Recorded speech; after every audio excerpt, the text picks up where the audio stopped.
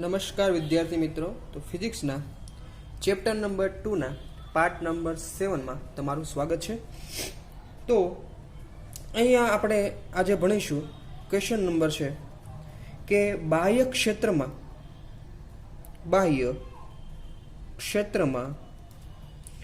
R અંતરે બાહ્ય ક્ષેત્રમાં આર અંતરે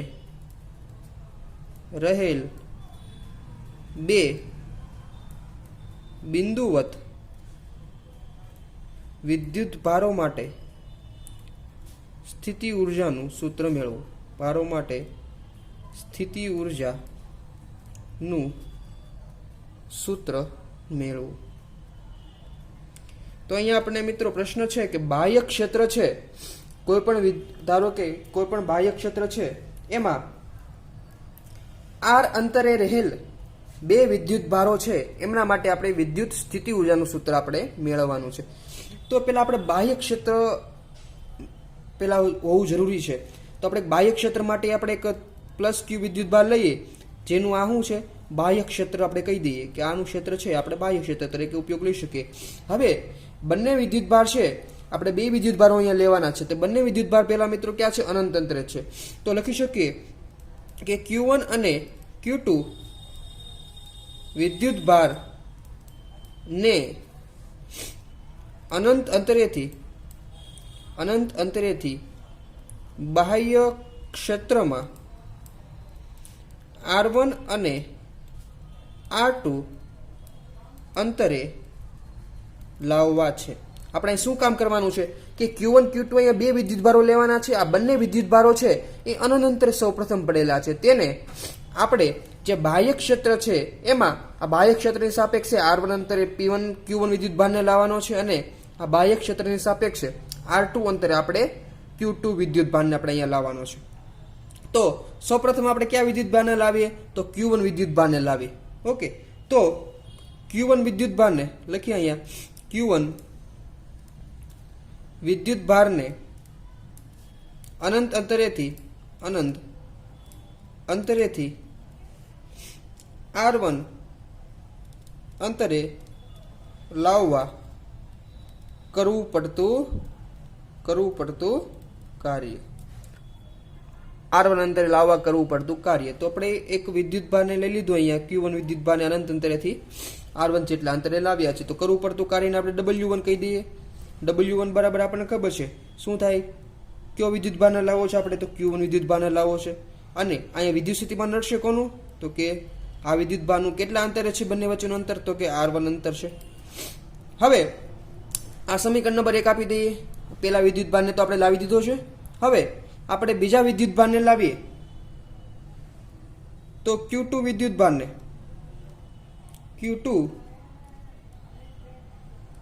ભારને અનંત અંતરેથી R2 અંતરે લાવવા કરવું પડતું કાર્ય. ઓકે, તો આપણે હવે Q2 વિદ્યુત ભારને પણ અહીંયા લાવી દઈએ. તેમની વચ્ચે બંને વચ્ચેનું અંતર ધારો કે હવે કેટલું રહેશે? R12 કહી દઈએ. તો એમના માટે કાર્ય W2 is equal two Q વિદ્યુત ભારને લાવો છે Q2 અને વિદ્યુત સ્થિતિમાન કોનું લાગવું પડે છે? V, આ બાહ્ય ક્ષેત્રનું.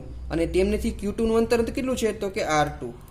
એનું અંતર છે R2. સમીકરણ નંબર 2 કહી દઈએ. પણ મિત્રો આપણે Q2 વિદ્યુત ભારને લાવી અનંત અંતરેથી, તો આ બાહ્ય ક્ષેત્રનું પણ વિદ્યુત ક્ષેત્ર લાગુ પડશે અને આ Q1 વિદ્યુત ભાર પહેલા આપણે અહીંયા લાવી દીધો હતો, તો એનું પણ આપણને વિદ્યુત ક્ષેત્ર લાગુ પડશે. તો હવે આ બંને Q2 વિદ્યુત ભારને આપણે લાવીશું અનંત અંતરેથી, તો આની વિરુદ્ધ પણ કાર્ય કરવું પડશે. એ તો આપણે કાર્ય ગણી લીધું. અને આની વિરુદ્ધ પણ કાર્ય કરવું પડશે. તો આનું આપણે લખી નાખીએ કે Q1 વિદ્યુત ભારની વિરુદ્ધ કરવું પડતું કાર્ય કોણ કાર્ય કરે છે? તો કે Q2 દ્વારા. ઓકે, Q2 દ્વારા આપણે Q1 વિદ્યુત ભારને જે વિરુદ્ધ કાર્ય કરીએ છીએ એ આપણે લખીએ. એને આપણે W3 કહી દઈએ. W3 ઇઝ ઇક્વલ ટુ, હવે આ બેની વચ્ચે કાર્ય બરાબર આપણને ખબર છે Q ઇન્ટુ V. તો કયો વિદ્યુત ભાર પર કાર્ય કરવું પડે છે? તો કે Q2 અને કોનું વિદ્યુત સ્થિતિમાન લાગુ પડે છે? તો Q1 નું. તો લખી નખાય કે Q1 છેદમાં અંતર કેટલું છે? R12. તો આ સમીકરણ નંબર 3 કરી દઈએ. ના બધું કાર્ય જે આપણે કરીએ છીએ, કાર્ય શેમાં સંગ્રહ થાય? તો કે વિદ્યુત ભારનું તંત્ર છે એની સ્થિતિ ઉર્જા સ્વરૂપે સંગ્રહ થાય. અને તો કુલ સ્થિતિ ઉર્જા કેટલી મળે? તો ત્રણેયનો આપણે સરવાળો કરી દઈએ. કુલ સ્થિતિ ઉર્જા U is equal two W1 plus W2 plus W3. ત્રણેય કાર્યનો આપણે સરવાળો કરીએ તો પહેલું છે Q1 into V R1 plus Q2 V R2 plus અહીંયા કે Q1 Q2 છેદમાં R12. તો મિત્રો આ સૂત્ર ખૂબ જ આપણે યાદ રાખવા જેવું છે, કારણ કે આપણે આ સૂત્રનો આગળ હમણાં ઉપયોગ કરવાનો છે. તેથી આ સૂત્ર યાદ રાખજો કે Q1 V R1 બે તંત્ર હોય, બે વિદ્યુત ભારોનું તંત્ર હોય તો તેમનું સ્થિતિ ઉર્જાનું સૂત્ર છે Q1 V R1 Q2 V R2 plus કે Q1 Q2 R12. આ સૂત્ર હમણાં જ આપણે આજે જ એક ટોપિક છે એમાં ઉપયોગ કરવાનો છે. તો આ સવાલ છે એમાં સવાલ પૂછાય કે બે વિદ્યુત ભારોનું તંત્ર હોય એને બાહ્ય ક્ષેત્રમાં આપણે લાવવા છે તો સ્થિતિ ઉર્જાનું સૂત્ર મેળવતા સ્થિતિ ઉર્જાનું સૂત્રમાં આપણને મળી ગયું છે. ઓકે, હવે આપણે બીજા પ્રશ્નની વાત કરીએ તો એમાં ક્વેશ્ચન છે નિયમિત વિદ્યુત ક્ષેત્રમાં મૂકેલા વિદ્યુત ડાયપોલની સ્થિતિ ઉર્જાનું સૂત્ર મેળવો. હવે નિયમિત વિદ્યુત ક્ષેત્રમાં વિદ્યુત ડાયપોલ મૂકવાનો છે અને આ વિદ્યુત ડાયપોલની સ્થિતિ ઉર્જાનું સૂત્ર આપણે મેળવવાનું છે. હવે પહેલા આપણે નિયમિત વિદ્યુત ક્ષેત્ર દોરી દઈએ. મિત્રો આ નિયમિત વિદ્યુત ક્ષેત્ર હું દોરું છું. આ નિયમિત વિદ્યુત ક્ષેત્ર ધારો કે ધન x દિશામાં છે. આ નિયમિત વિદ્યુત ક્ષેત્ર આપણે દોરી દીધું છે. હવે આમાં શું મૂકવાનું છે? વિદ્યુત ડાયપોલ મૂકવાનો છે. હવે વિદ્યુત ડાયપોલ છે એ શરૂઆતમાં આપણે વિદ્યુત ડાયપોલ આપણને ખબર પડી જાય તો કે -Q અને +Q વિદ્યુત ભાર ધરાવતા વિદ્યુત ડાયપોલને સમાન વિદ્યુત ક્ષેત્રમાં મૂકેલ છે. હવે પ્રારંભમાં આપણે ડાયપોલને કેવો મૂકેલો હતો? વિદ્યુત ક્ષેત્રને લંબરૂપે મૂકેલો હતો. ડાયપોલને કેવી રીતે મૂકેલો હતો? વિદ્યુત ક્ષેત્રને લંબરૂપે. હવે લંબરૂપે આપણે ડાયપોલને મૂક્યો હતો. પછી જો મિત્રો ધારો કે અહીંયા મારી પાસે આ બાજુ ધારો કે મારી પાસે +Q વિદ્યુત ભાર છે અને આ બાજુ મારી પાસે -Q વિદ્યુત ભાર છે. હવે +Q પર બળ લાગે છે બાહ્ય ક્ષેત્રના કારણે અને માઇનસ ક્ષેત્રના કારણે બળ લાગે છે. બંને બાજુ વિરુદ્ધ દિશામાં બળ લાગે છે. એટલે ડાયપોલ શું થાય મિત્રો? થોડોક મૂવમેન્ટ થાય છે. તો આપણે લખી નાખીએ શરૂઆતમાં કે યાદ રાખવા માટે કે પ્રારંભમાં વિદ્યુત ડાયપોલની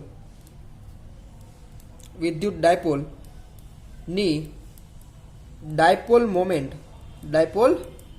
મોમેન્ટ અને વિદ્યુત ક્ષેત્ર વચ્ચે π/2 નો કોણ છે. ઓકે, તો આપણે લખી નાખીએ શરૂઆતમાં θ0 કેટલા છે? પ્રારંભમાં કોણ π/2 છે. એટલે આપણે ડાયપોલ કેવી રીતે મૂકેલો છે? વિદ્યુત ક્ષેત્રને લંબરૂપે મૂકેલો છે. પરંતુ એ ડાયપોલ છે એમને બળ લાગે છે. કઈ દિશામાં બળ લાગે છે? દોરી આકૃતિ આપણે આ વિદ્યુત ડાયપોલ દોરી દીધો. અહીં આપણી પાસે +Q વિદ્યુત ભાર છે, અહીં આપણી પાસે -Q વિદ્યુત ભાર છે. આ એમની ધારો કે વચ્ચેની અક્ષિસ છે. હવે ડાયપોલ આપણે સીધો મૂકેલો હતો મિત્રો. અહીંયા સૌ પ્રથમ θ બરાબર π/2 મતલબ આની ડાયપોલ આનું વચ્ચેનું અંતર કેટલું હોય? તો કે 2a અંતર. આપણને ખબર છે બે વિદ્યુત ભારો વચ્ચેનું અંતર કેટલું હોય? ડાયપોલમાં 2a અંતર હોય મધ્યમાન સ્થાનથી. અને ડાયપોલ મોમેન્ટ કઈ દિશામાં હોય? તો -Q થી +Q તરફ. તો ડાયપોલ મોમેન્ટ અને વિદ્યુત ક્ષેત્ર વચ્ચે જો ધારો કે અહીંયા કેટલો ખૂણો બને છે? ધારો કે અહીંયા આપણે લઈએ θ ખૂણો બને છે. શરૂઆતમાં લંબ હતો તો કેટલો ખૂણો બનતો હોય? 90 ડિગ્રી. તો શરૂઆતમાં કેટલો તો 90 ડિગ્રી. હવે આપણને અહીંયા નિયમિત વિદ્યુત ક્ષેત્ર છે. નિયમિત વિદ્યુત ક્ષેત્ર આપણે કઈ રીતે બનાવી શકીએ? તો આપણને ખબર છે વિદ્યુત ક્ષેત્ર હંમેશા કઈ તરફ હોય? તો કે માઇનસ થી પ્લસ તરફ હોય. માઇનસ વિદ્યુત ભારથી પ્લસ વિદ્યુત ભાર તરફ હોય વિદ્યુત ક્ષેત્ર. મતલબ તો આપણે વિદ્યુત ક્ષેત્ર બનાવવું હોય તો શું કરવું પડે? તો વિદ્યુત ક્ષેત્ર બનાવવા માટે શું કર્યું આપણે? આ બાજુ આપણે શું કર્યું? ઋણ વિદ્યુત ભાર મૂકી દીધો. આ બાજુ આપણે બધું શું કર્યું મિત્રો, ઋણ વિદ્યુતભાર મૂકી દીધો, અને આ બાજુ મેં બધી જગ્યાએ શું મૂકી દીધો, ધન વિદ્યુતભાર. એટલે હવે વિદ્યુત ક્ષેત્ર કઈ તરફ હોય, તો કે માઇનસ થી પ્લસ તરફ. વિદ્યુત ક્ષેત્ર કઈ તરફ છે અહીંયા આપણે,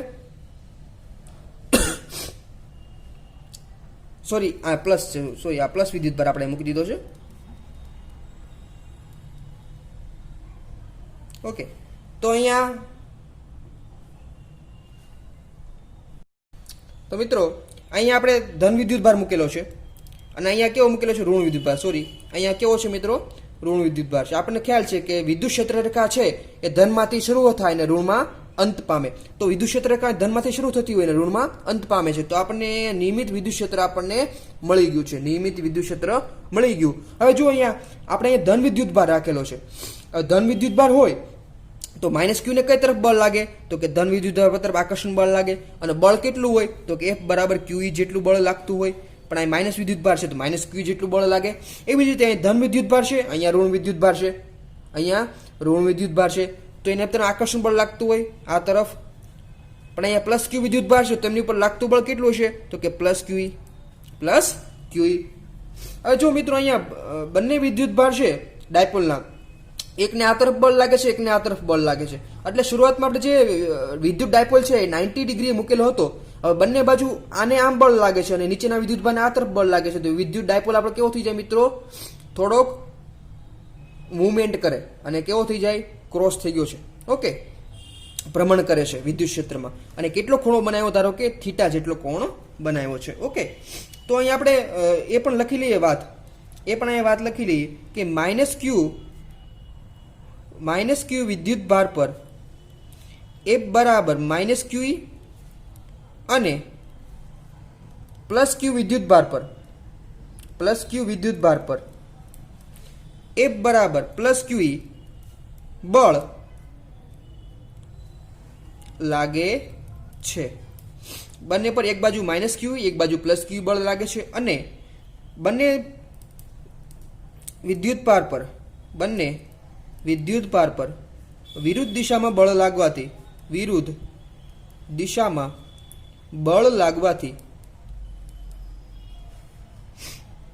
ટોર્ક ઉત્પન્ન થાય છે. આપણને ખ્યાલ છે મિત્રો, આપણે 11મા ધોરણમાં જોયું હતું કે બંને દિશામાં વિરુદ્ધ બળ લાગતું હોય કોઈ પદાર્થ ઉપર અથવા કોઈ મિકેનિકલ હોય એની ઉપર પદાર્થ ઉપર, તો બળયુગ્મની રચના થાય. અને બળયુગ્મની રચના થાય ત્યારે શું ઉત્પન્ન થાય, ટોર્ક ઉત્પન્ન થાય. આપણે ચાગતિમાં વાત કરી હતી કે કોઈ પદાર્થ ધારો કે ભ્રમણ કરતો હોય તો આપણે શેની વાત કરીશું, ટોર્કની વાત કરીશું. તો અહીંયા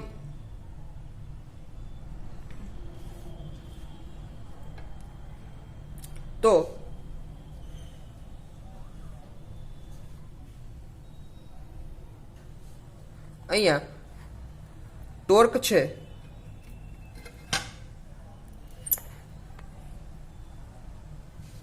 તો અહીંયા ટોર્ક ઉત્પન્ન થાય છે મિત્રો. ઓકે, તો ટોર્ક ઉત્પન્ન થાય છે. તો હવે આપણે ટોર્કની વાત કરીએ કે ટોર્ક કેટલું લાગતું હશે, એનું મૂલ્ય કેટલું હશે. તો ટોર્કનું સૂત્ર તો આપણે મિત્રો આગળના ચેપ્ટરમાં મેળવ્યું હતું. Tau is equal to dipole માટે torque is equal to P cross E. Tau is equal to P cross E, અથવા આપણે કહી શકીએ tau is equal to PE sine theta. જ્યાં P શું છે મિત્રો અહીંયા, તો P છે ડાયપોલ મોમેન્ટ કેટલી હોય, તો કે બંને વચ્ચેનું અંતર 2a અને વિદ્યુતભારના ગુણાકાર જેટલી. ઓકે, તો ટોર્કનું સૂત્ર આપણને ખબર છે PE સાઇન થીટા. હવે આપણે વાત કરી હતી કે શરૂઆતમાં વિદ્યુત ડાયપોલ છે એ E સાથે P અને E વચ્ચે ખૂણો કેટલો બનતો હતો કે π/2 નો આપણે વિદ્યુત ડાયપોલ પહેલા π/2 કોણે મૂકેલો હતો. હવે એની ઉપર બળ લાગવાથી ડાયપોલ કેવો થઈ જાય છે, મૂવમેન્ટ થઈ જાય છે. ધારો કે આ ખૂણો કેટલો બનતો હશે, તો કે થીટા જેટલો. કેટલો બને છે, થીટા જેટલો. તો આપણે લખી શકીએ કે ધારો કે ડાયપોલની પ્રારંભિક સ્થિતિમાં થીટા ઇઝ ઇક્વલ ટુ કેટલી હતી, તો કે π/2 જેટલી. હવે ડાયપોલ પર ટોર્ક લાગવાથી થીટા જેટલું ભ્રમણ કરે છે. પહેલા π/2 હતું, હવે પાઈ બાય 2 માંથી સ્ક્વેર કેટલું થીટા જેટલું ભ્રમણ કરે છે. તો આપણે હવે વાત કરી દઈએ કે ચલો એટલે સ્થાનાંતર કેટલું થયું મિત્રો? સ્થાનાંતર પણ આપણને ખબર પડી જાય. શરૂઆતમાં કેટલો ખૂણો હતો? થીટા 0 ખૂણો હતો. પછી કેટલો ખૂણો થઈ ગયો? થીટા થઈ ગયો. ઓકે, તો એમની પણ વાત કરી દઈએ કે સ્થાનાંતર કેટલું થયું? તો કે સ્થાનાંતર કેટલું થયું? તો કે સ્થાનાંતર બરાબર ખબર છે delta theta is equal two કેટલું થયું? તો કે થીટા માઇનસ થીટા 0. અંતિમ સ્થાન આ હતું થીટા અને પ્રારંભિક સ્થાન થીટા 0 હતું. તો સ્થાનાંતર કેટલું હતું? Delta theta is equal two theta minus theta 0. Okay, હવે કાર્યની વાત કરીએ આપણે. તો કાર્ય બરાબર આપણને ખબર છે. હવે નાનું તો સ્થાનાંતર થયું છે ડેલ્ટા થીટા જેટલું, તો એના માટે કાર્ય પણ થોડું કેટલું હોય મિત્રો? સૂક્ષ્મ હોય. તો કાર્ય આપણે લખીએ કાર્ય સ્થાનાંતર કરવા માટે કરવું પડતું કાર્ય. તો delta W is equal two tau into delta theta. આ સૂત્ર પણ આપણે 11મા ધોરણમાં જોયું હતું. Delta W is equal two tau into delta theta. તો અહીંયા જો આપણે કેમ કે લખીએ કે કાર્ય બરાબર બળ ગુણ્યા સ્થાનાંતર, તો અહીંયા પણ કાર્ય બરાબર અહીંયા બળની જગ્યાએ ટોર્ક આવે અને સ્થાનાંતર શું છે? કોણીય સ્થાનાંતર ડેલ્ટા થીટા. ટાવ બરાબર હમણાં સૂત્ર લખ્યું હતું પી સાઇન થીટા. તો ટાવની કિંમત મૂકી દઈએ પી સાઇન થીટા અને ડેલ્ટા થીટા છે એને આપણે અહીં ડી ડબલ્યુ લખવું હોય સૂક્ષ્મ સ્થાનાંતર, તો અહીંયા પણ આપણે ડી થીટા લખી શકીએ.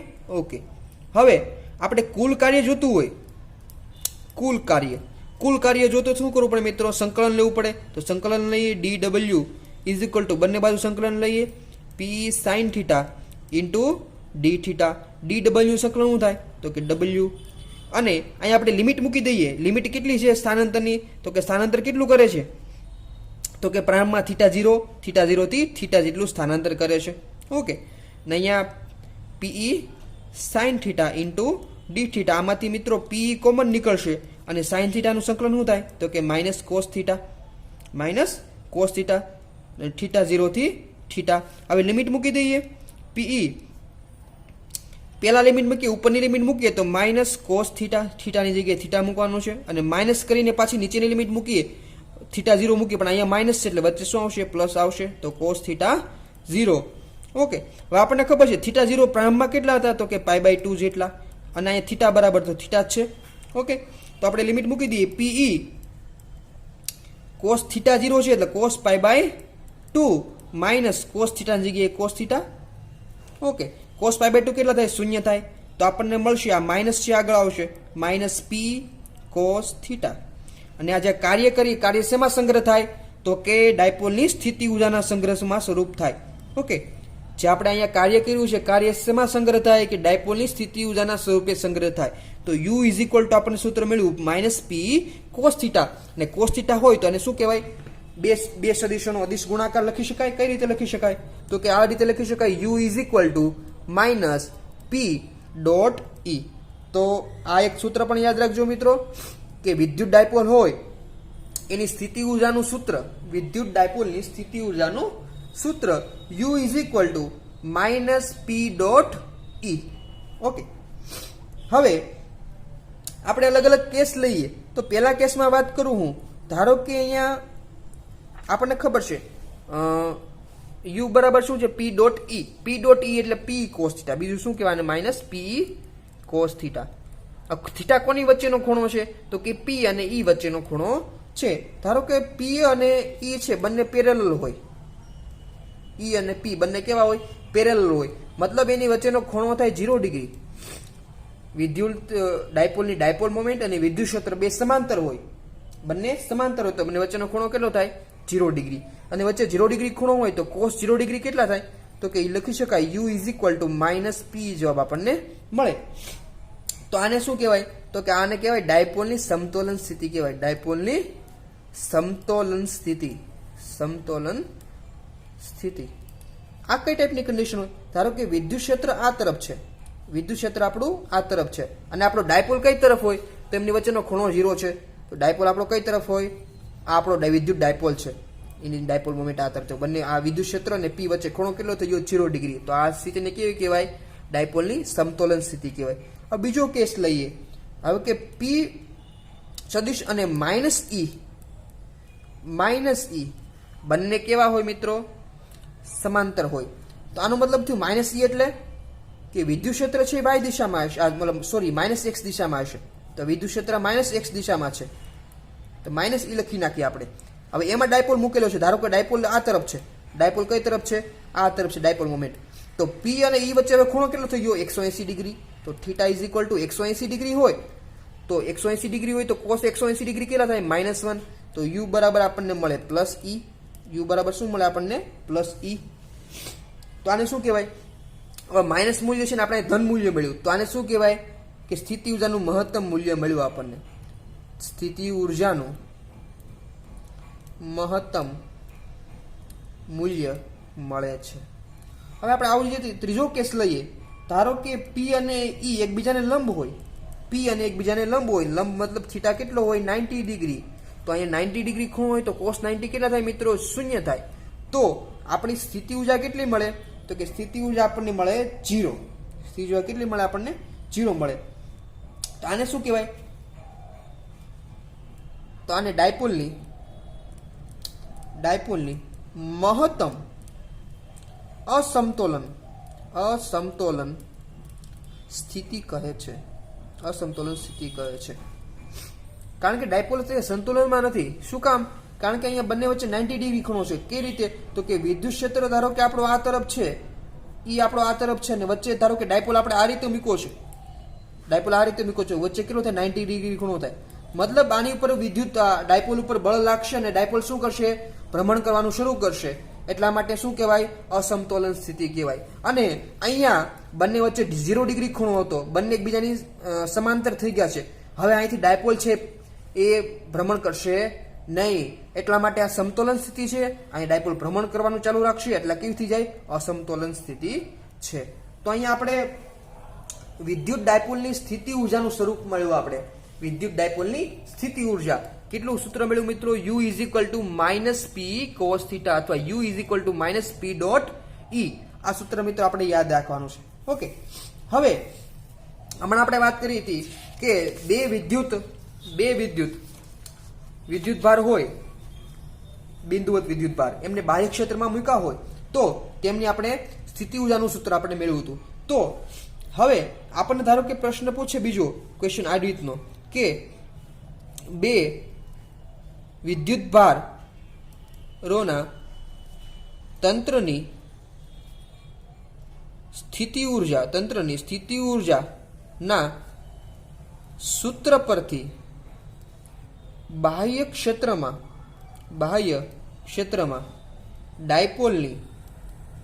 ડાયપોલની સ્થિતિ ઉર્જાનું સૂત્ર